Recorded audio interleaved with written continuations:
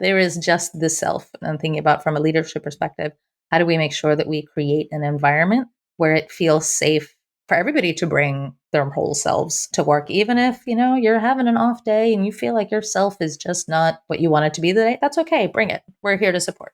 Hi, I am Sophie Vaux, and this is the Rise and Play podcast. In the show, I sit down with influential thought leaders of the gaming industry to deconstruct how they create the best team and company cultures in order to create the best games. Every episode brings actionable insight to improve your leadership, self-awareness, and emotional management skills. Because becoming a better leader starts with becoming a better human. So, are you ready to unlock your full potential in life and business? Let's begin. Raise up your game development with a new podcast sponsor, Game Refinery. Having been the user myself, what I like about Game Refinery's tool is that it helps game developers take a more data-driven approach to adding features, metas, and live events to their mobile games at any stage of development, from new game development to growing the current portfolio of games. And what makes Game Refinery differ from a traditional market research tool is that its team of game analysts play and deconstruct the best-in-class mobile games on an ongoing basis across 50 genres, hundreds of features, and thousands of live events. The data insights provided are actionable because they are based on data collected by real humans and not bots. And you will save a lot of time browsing through a database of almost 100,000 screenshot implementation that you can collect and share with your teammates. So want to learn more about how game developers like Zynga, FunPlus, Rovio, Garena, and King use Game Refinery to build better games with leaner teams? Go to info.gamerefinery.com/riseandplay to sign up for free access or to request a demo. Or just check out the link in the podcast episode notes. So today I'm very grateful and super excited to have Catharina with me. So before we start the conversation, let me introduce Catharina. So Catharina Lavers-Mallet is VP and General Manager of Maxis and the Sims franchise at Electronic Arts. She heads up a diverse team of individuals from different backgrounds who are continuously innovating and exploring new forms of gameplay for their global community of players. Prior to EA, Catharina also acted as General Manager and Head of Studio at King. She built and scaled their London game studio and played a key operational and product leadership role in the growth of the company. Before that, Catharina was also a product manager and executive producer at Playfish, later acquired by Electronic Arts, and her work was instrumental in the transition from games on disc to games as a service. So hi, Catharina. How are you today? Hi, Sophie. I'm so glad to be here. I like to begin the conversation with, full energy and the things, that give us energy. So what is it these days that give you energy, make you feel excited, when you wake up?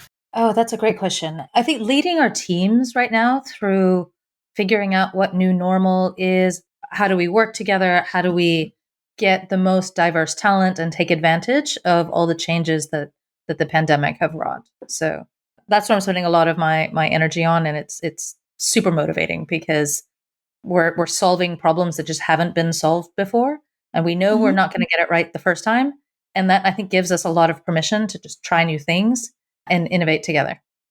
Yeah, that's funny that the rules of the game are being reshuffled. And I think in our position when we are leading teams, organization, or structure, we become a bit redundant at some point. When you've done the work, you put structure, and then something comes and breaks and everything is collapsing and you have to rebuild it, right? So I'm curious here then, when there was a transition indeed with people working from home, maybe could you go more in the specifics of how to work with people, how to run teams, or how to we rethink of the model of hybrid work, like now with transition? So I'd say it's all of those things. So I've been with EA now for about a year and a half. So I joined during the pandemic. So I don't have much in the way of a before comparison of how the team worked. So we had historically been almost entirely based at EA's headquarters at Redwood Shores in the Bay. And now we've leaned really into what we're calling a distributed hybrid model. So we're hiring across pretty much all of North America and Europe. So all of the states and regions where we're legally allowed to hire. And so thinking a lot about how do we work asynchronously? How do we create community in these local areas so that, you might not be near somebody who's on your team but maybe there is somebody with, elsewhere within EA, so we can create local community as well as just a lot more knowledge sharing, because EA is, it's often referred to as a federation of states, because Mhm. the studios work pretty independently and a lot of the teams work pretty independently. And I think the pandemic and this shift to being more distributed has created a lot more opportunities for just knowledge sharing across your team, because you have to work a little bit harder to make those connections and talk to people who you might not otherwise. But being able to shift into this more distributed model means that we are able to attract talent who maybe weren't interested in working in the Bay or couldn't have a 9 to 5 job that required an hour commute each way. And of course, that takes work, and you have to be really deliberate about how we make that work as well. So it's not without its challenges, but I think the benefits far outweigh the challenges of it. Mhm. And we'll dive a bit more into that through the conversation. But before, let's take a little step back also to introduce your role at EA, and especially on the franchise of The Sims and on Maxis. So you're the VP and GM, which is a broad title. And I wanted to understand as well, what are your main responsibility, focus, mission with this role? The GM role is different in very many studios. I think it's a slightly different flavor in lots of places. Mm-hmm. And so for me, from Axis, I really look at the GM role as sort of the they call it the mini CEO of the business. And so I think a lot about what is our strategy for Maxis and for the Sim. So where are we going? Do we have the right people on board? And does everybody have the right resources and the information in order to be effective? And so a lot of the things that I focus on are certainly our strategic choices around what we're doing with our games and our products. But also, I think much harder part is figuring out what is it we're not going to do, because we've got a team of really, really smart people, and most of the ideas, or at least a majority of the ideas that people come up with, like they're pretty good ideas. And so the hard part of the job is saying, yeah, that's a really good idea, but we're not going to do it because we don't have the resources to be able to do it well, or it's going to split our focus, or it's quite frankly, it's not as good an idea as this other thing that we're going to try. So a lot of that figuring out, what are we going to do? What are we not going to do? And how do we work within EA to really draw on the power of this powerhouse of a company that has so much talent, so that we can really all pull in the same direction?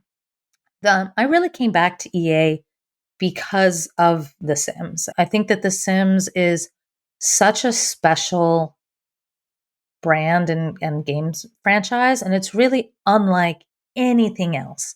And it's a real privilege, I feel, to be able to shepherd this brand that is going to, it's going to outlast me, it's going to outlast everybody on the team, hopefully, because it matters, right? It matters in a way that I mean, I can think of just a handful of brands that really have the impact on people's lives in the way that The Sims does. And I also think that we've really just scraped the surface on what the potential is for The Sims. I think it can be, and should be, and will be so much more impactful than it already is, because all of the things that The Sims stands for, all of the things that our players believe in, right? That is the way of the future, right? Discovery, inclusivity, creativity, play, like that's it. That's what we're all about. And it's not if you're a gamer or you're not a gamer, right? This is just people. And this ability to use a game like The Sims to figure out who you are and express yourself and just try new things and imagine life in a way that maybe it reflects your life or maybe it doesn't. Just like this sense of experimentation is is so amazing.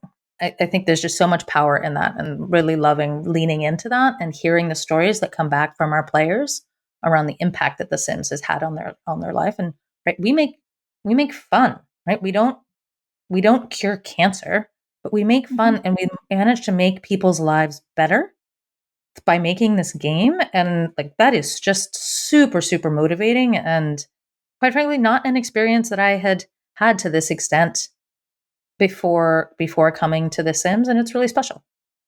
I wanted to ask as well here. I've been following, there was a masterclass from Will Wright on how he envisioned building the Sims.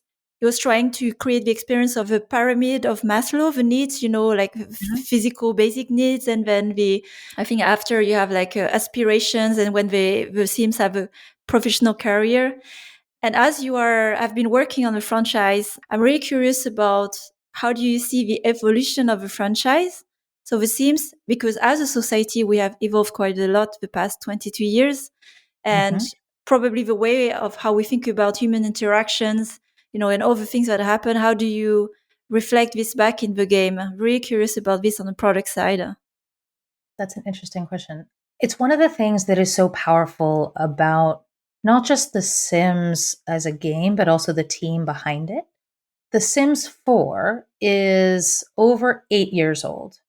And if you look at what's in the game now versus what was in the game when we launched, we work so closely with our community to really reflect back, and I think to give them the tools to reflect the world as they see it. And so The Sims it's an evolving experience, right? So even just in the last year, we incorporated gender neutral pronoun options and an ability for players to be able to specify their sexual orientation. We've made a lot of improvements around how we represent racial diversity and gender diversity, and we have a long way to go. We're not done, but that's, I think, the beautiful thing about society also is society is never done. Right? And so the features that we put in now were not really a topic of conversation when we launched the game to the same extent that they are now. And so this commitment to evolving the game and the player experience to really reflect our players' lived experiences and the experiences that they want to be able to tell in the game is really important to us.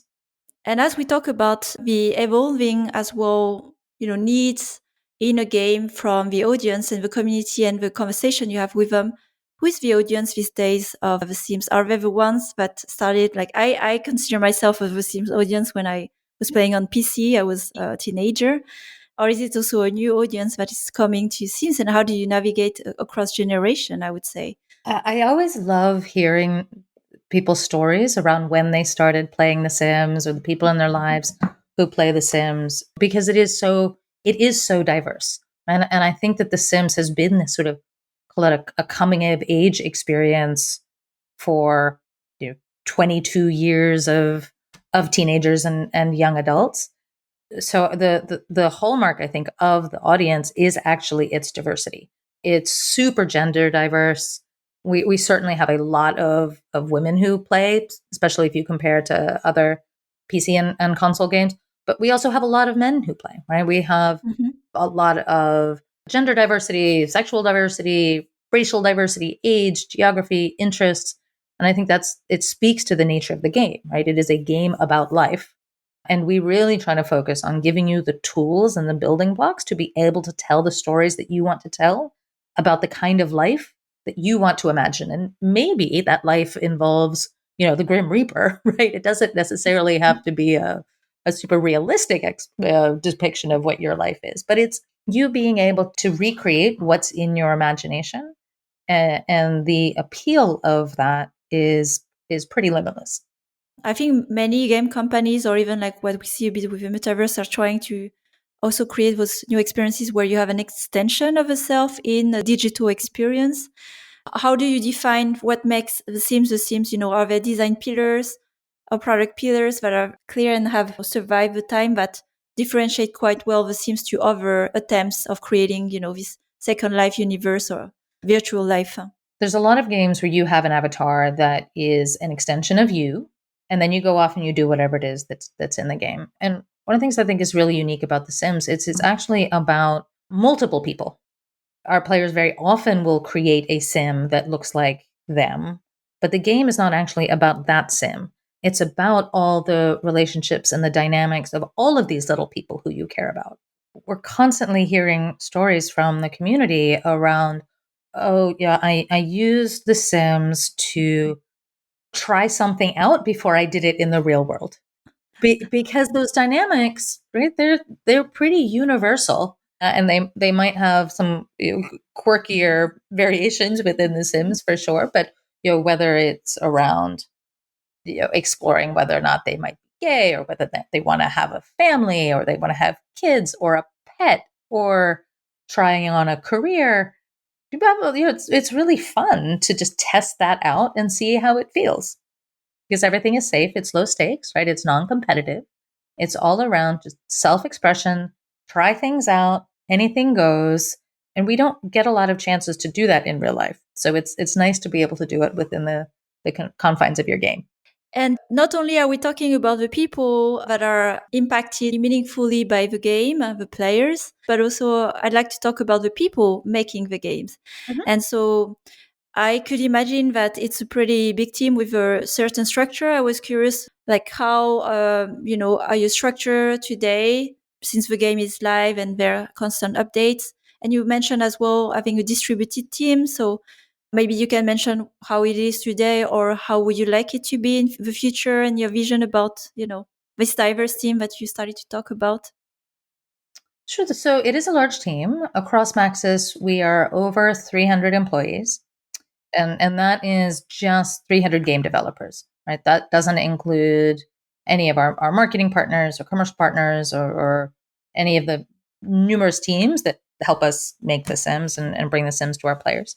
We are divided around the work streams that we're bringing to players. So it might be different packs, it might be base game updates. We have an entire team, for example, that is working on just modernizing our tech stack and trying to make it easier to build on the game, because it's an 8-year-old game, and infrastructure has come a long way since then. We try to balance having continuity of teammates with talent mobility, and allowing teammates to move around and have different experiences, and really leaning into communication is one of the things that we found, and I'm sure everybody else also found, right, as we went into working from home during the pandemic. A lot of the informal casual conversations and the ways that you would have learned stuff kind of just walking in the hallway, right, that falls away. And so we have to be just extra deliberate as it relates to knowledge sharing, keeping people in the loop on what's been going on, and trying to not have people just sit in meetings all day long. So we use Loom quite a lot to allow people to just record a quick video, send it out, trying to lean heavily into more of that asynchronous communication. We pretty much all just live in Slack, creating really structured opportunities both to learn and to give feedback, making sure that we are listening to our teammates, listening to our players, and trying to challenge our own assumptions and around ways of working, or even what we might be working on. And in this big structure, who are your key collaborators and the people you really work closely with to make sure that, it's rolled out, like with a strategy or the direction you have? How are you structured in this middle management level on Sims? So we have, so I have a Maxis leadership team that represents my design leaders, my most senior producers, operations leader, product management, HR, art, experience design, so audio, so all of the crafts that contribute to making the game. And then each game project that we have has its own leadership team. And so we try to be really deliberate around making sure that as many of the decisions as possible are pushed down into the team, and that the senior leadership teams are really focused on, what is it that only they can do? What is it that unblocks the ability of the teams to make great experiences and be a great place to work?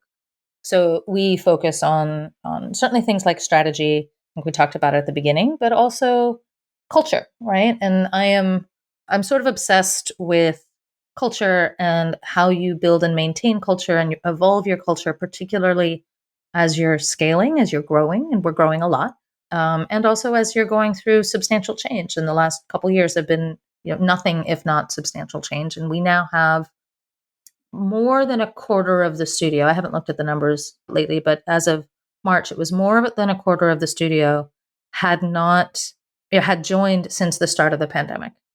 And so, and most of those people, right, it's because there's just new people joining. And so they don't have the history of whatever the kind of the Maxis pre-pandemic norms were to lean back on. And so we need to be much more deliberate around explaining, what is our culture, and how do we make decisions, and how do we resolve conflict, and what do we do if we see behavior that we don't think is conducive to the kind of environment that we want to create.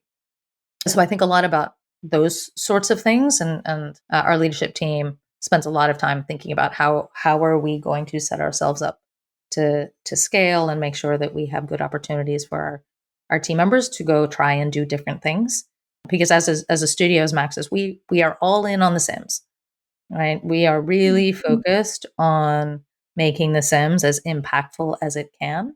And certainly there are folks that say, what, I've been on the Sims for 20 years. I would like to do something else. And so we try to have really healthy, open conversations with them to help them find something else to do, ideally, within EA, but otherwise elsewhere, because it's a small community, this industry that we're in. And I really look at it from the long term, right, of making sure that we're set up to deliver for our players, and that we are, call it, adding to the games ecosystem. Because Maxis is a really friendly place to work.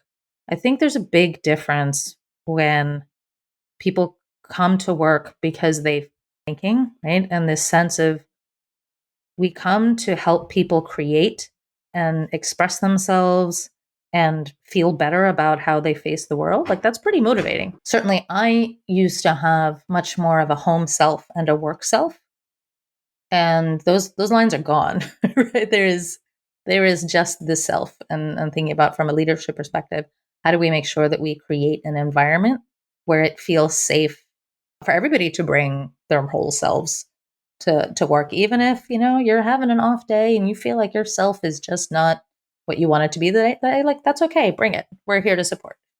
I consider myself quite obsessed about questions around culture, so I totally understand and relate to what you said, because it's an evolving topic, and there's definitely desire from very experienced talents I have seen as well, but are asking those questions. How do you work? What's the mission of your company or your studio? What is important for you in your games? What are your values?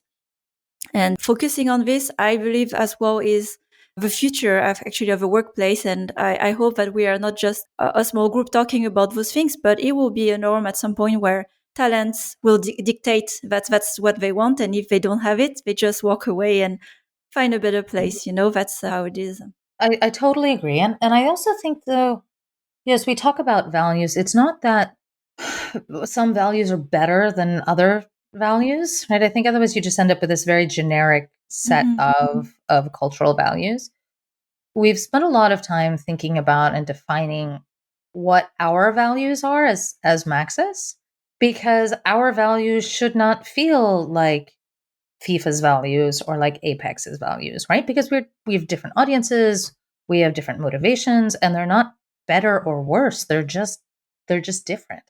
They're ours. And thinking about how values really represent how you behave when you're at your best, right? When we're really proud of ourselves, what is it we've done? So for us, for example, our values are be authentic, champion inclusivity, challenge ourselves, and create collaboratively. And we know that when we do those 4 things, then we will knock it out of the park, right? We will deliver for our players.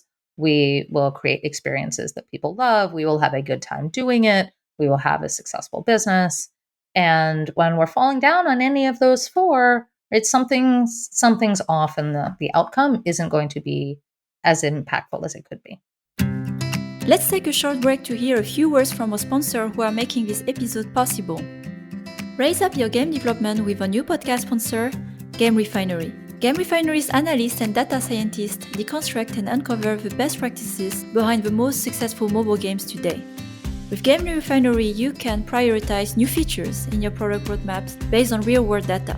Save time with a database of almost 100,000 screenshot implementations and thousands of first-time user experience videos. And create your own LiveOps playbook inspired by the best practices of leading developers. Want to learn more about how game developers like Zynga, FunPlus, Rovio, Garena, and King use Game Refinery to build better games with leaner teams? Go to info.gamerefinery.com/riseandplay to sign up for free access or to request a demo. Or check out the link in the podcast episode notes. Now, let's get back to our conversation. What has been the process for you? Because you talked to us as well about evolution. So there's evolution of the Sims, there's evolution of work, workplace expectation of people, and also scaling.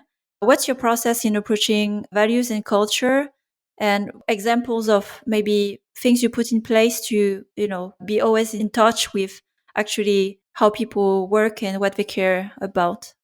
So I joined EA in April of last year, and as part of getting sort of settled, we did this refresh on our values, because we had values that were stuck on a wall somewhere, but they weren't really something that we did that much about. And the way that we did them is we pulled together groups of people from across the studio, looking for different levels of tenure, different age, gender, function, team, to really understand what is it that makes Maxis Maxis.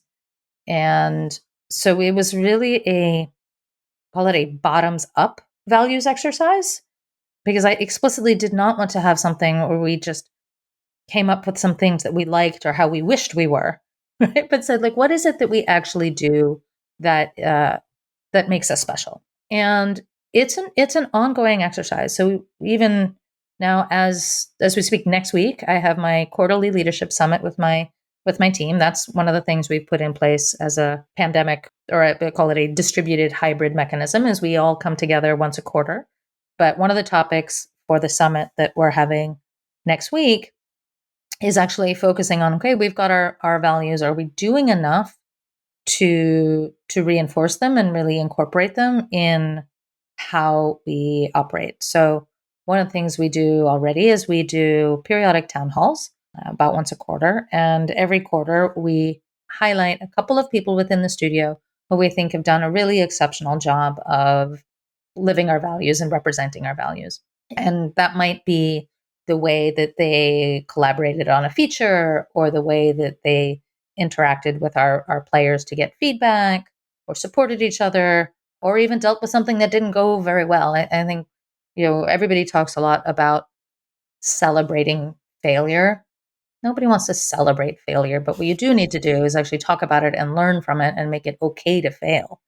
We have my favorite Slack channel we call Max's Kudos, and it's just a really nice way for people to drop in thank yous or recognition of work or effort or contributions that they got from somebody within the studio. And so we try to have a lot of, call it, bigger moments as well as smaller moments, to just really reinforce those values and that behavior. Before EA, when I was at King, when I joined King, I want to say we were under 150 people. And in the 4 to 5 years that I was there, we grew to 2,500 people. If you look at, any business book, we should have collapsed under that kind of scaling. But we didn't, and we thrived. And King obviously continues to be a great success. And I am convinced that part of the reason why we were able to do that is that we had this really strong foundation of what our values were, and what good looked like, and what we encouraged and discouraged. And that was something that was consistent from all the way from the top down to the most junior member of the team. And so I've really taken that as one of my main learnings of building and scaling teams, is you've got to have that cultural foundation in a good place, because otherwise you don't have something to build on, right? As you get bigger and you're no longer talking to your people every single day, and you've got most of the decisions that you are no longer part of making.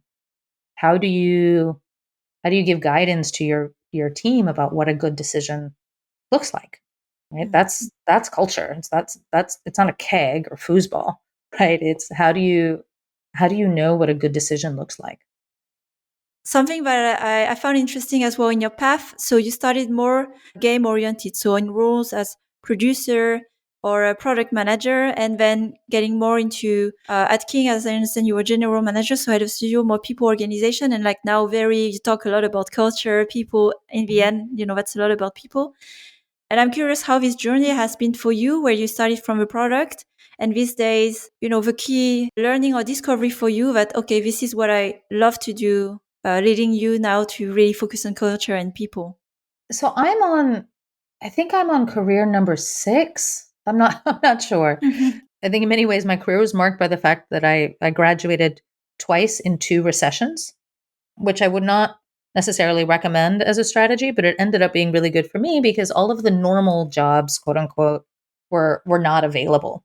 So you ended up just being a little bit more creative around what you were going to do. And so I started my career in operational risk management software. So I was in fintech and I worked with large banks to help design and implement software for them to do capital adequacy modeling and fintech and a bunch of essentially banking software. And I learned that I loved product and figuring out how to make things and working with customers to figure out how to solve their problems. I also learned that I did not want to be doing operational risk management for the rest of my career. I felt like it kind of didn't matter enough to me, and that at the end of the day, if I did a really good job, somebody made a little bit more money, but it didn't matter. And so I went to business school and thought I would do strategy consulting, which is a really good thing to do when you don't know what you want to do, and did a bit of that. But then just as I graduated, the Great Recession hit. And so once again, all of the jobs disappeared. At this point, I had moved to London with my now husband for a job that fell through with the recession. And I thought, oh wow, this is just the worst possible thing that can happen, right? I've got this boatload of debt and now I'm in London. I don't know anybody here. I'm in a place that doesn't really value MBAs, or at least didn't at the time. This sucks. I guess I'll just go back to what I was doing before. And a woman who I had worked with in my internship, she posted on social media. She said, "I love my job and we're hiring." And I said, "What do you do?" And she said, "I work for this video game startup." I'm like, video games? Like, you're not a video games kind of person, right? You're like a sophisticated, super smart, cool woman. That's not what women do. Because it was just it wasn't something that was on my radar at all. I played a ton of games, but it had never occurred to me that it was an industry that you could actually have a real job in. I don't know. I just hadn't really thought about it. And so I went in and I met with John Erner, who was the general manager of Playfish at the time. And it was just a totally mind blowing experience of realizing, like, wow, these are my people, right? This is this combination of creative and data driven and businessy and growing and changing all the time. And just absolutely fell in love with it. And so went from Playfish to King to build out their studios.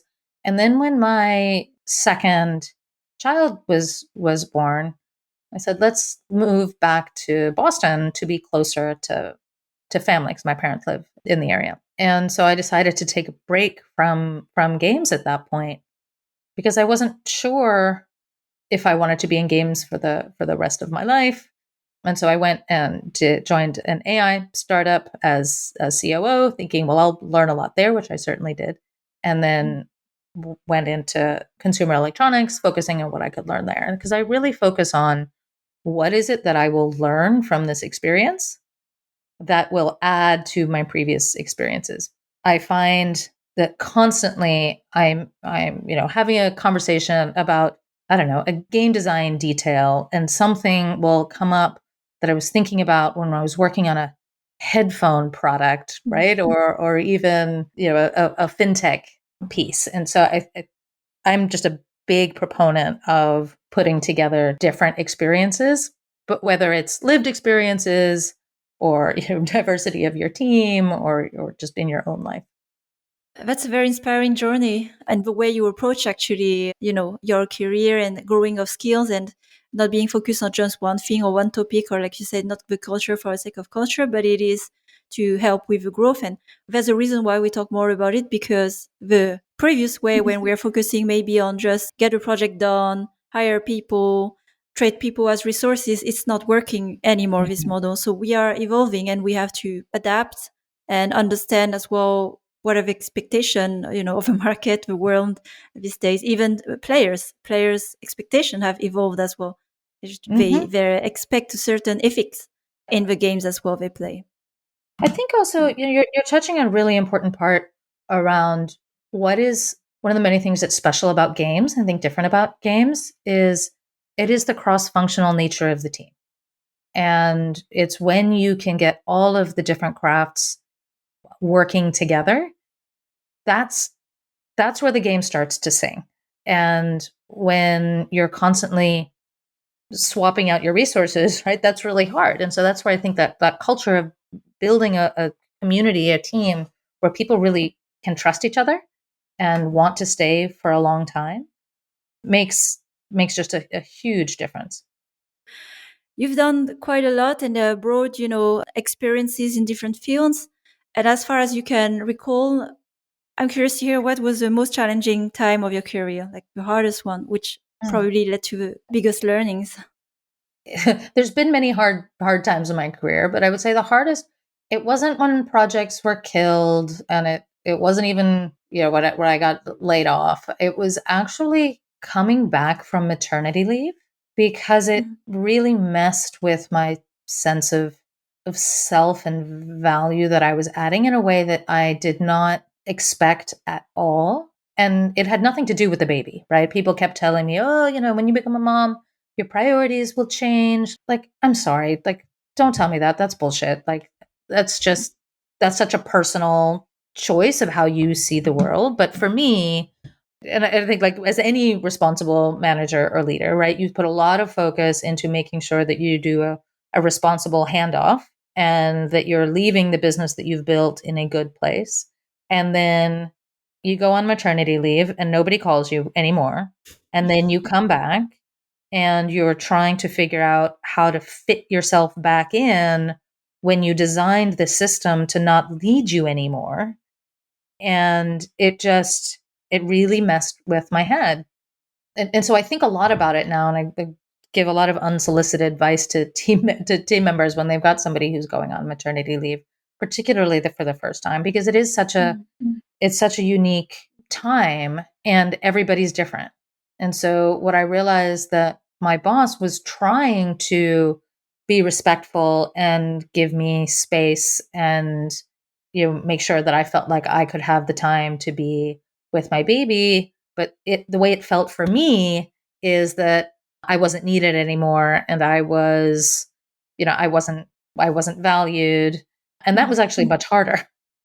And so by the time I got to my third kid, I was able to be much more, I think, proactive with my manager of saying, okay, I need it like this, and I want to come back in this way. But for your first kid, like, you don't know. And so I do think it is a really underappreciated part to figuring out how to build an inclusive team that allows for people to come in and out of the business as things happen in their lives, right? Whether it's maternity leave or taking care of a family member. I think that as it will be one of the areas where, as we come out of this pandemic and figure out our new ways of working, where I hope there will be a lot more, call it modern thinking, right? Of how do we extend the flexibility to not just be what are the hours in which you are working, but what are the ways in which you're engaging. And we don't necessarily have to be all out or all in on a lot of these things. Yeah, and thanks for sharing this personal part also of, I think, reality as well. When, as women, of course, you are focused on career, growing, and you want to stay in the game in a way. It's something we're passionate about. And when you're out, I recorded recently, actually this week. an episode for a podcast with a new season, focusing solely on this topic, motherhood and career. Oh. So I have Emily, for example, who built a new business while being a mother, and we put more light exactly into those topics. So it's really funny that you mention it. It's like I see even the linearity of this topic, but there's a big misunderstanding of how the experience is going for women. People who are your colleagues and seeing you returning, they cannot imagine what you're experiencing because they haven't experienced it. This year, of our new hires, 60% of our hires this year have been women, which is just amazing. I mean, it's I don't know what the industry standard right now is, but it's certainly not 60%. And I think being able to have more and more, this is why the diversity matters, right? You have more people with these different lived experiences who can advocate for others. And it's really hard when you are, when it's just you, because you don't even know how to advocate for yourself because you don't know what you need, right? Yeah. Because it's all so new. So I am optimistic for the future, but we've got a ways to go. I can give you the statistics because I just wrote my newsletter about it yesterday. In the industry, at least in Europe, it's 20% in the workplaces of women in game teams in general. So you're breaking the record here. And in leadership position, it's less than 10%. So it's even lower. So congratulations and I think you play a big part in this recruitment because representation matters a lot. When you feel it's a place where you will belong, you will not be the only one. It is very reassuring actually to want to join those kind of places. Well, thanks a lot, Catharina, for sharing all your experience. And little disclaimer here, I'm on a journey soon. So I'm also in transition of jobs where I will be heading to similar challenges like you described. And so it was very helpful and inspiring just for me as well personally, all what you shared today. So I feel like, again, grateful for this conversation, also for our audience, but also for me that you get to give the time today to share, your journey and your learnings. Well, thank you so much for inviting me. It was a really fun conversation. Thanks for listening to this latest episode of the Rise and Play podcast. I am trying to grow a community of conscious leaders across the industry and beyond. So if you want to join this movement, please share the podcast with other conscious leaders because we have so much more we can learn from each other. Also, please don't forget to follow the show so you don't miss out on future content. Every episode is packed with actionable insights that will help you improve your leadership skills now. And if you are interested in learning more on the topics that we discussed today, you can find more insights on riseandplay.io, and there you will also find my free masterclass on conscious leadership. So have a great week, and until the next time,